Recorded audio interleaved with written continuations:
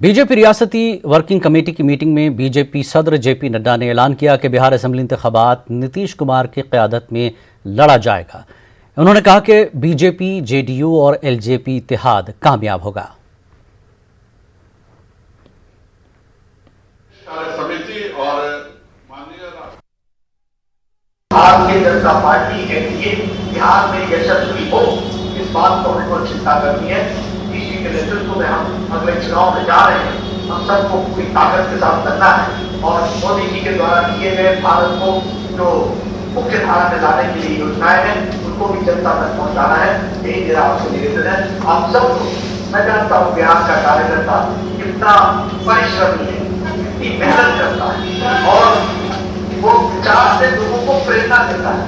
हम जीतेंगे, अपने गठबंधन को भी मजबूती के साथ विजय बनाएंगे।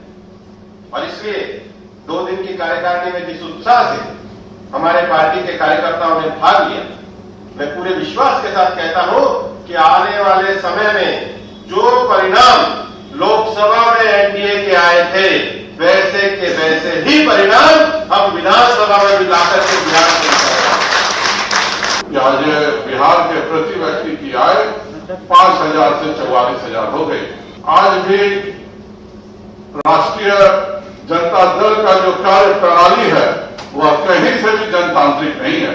एक व्यक्ति के कारण, एक व्यक्ति के भरोसे, एक परिवार के भरोसे पूरी की पूरी पार्टी चलती है।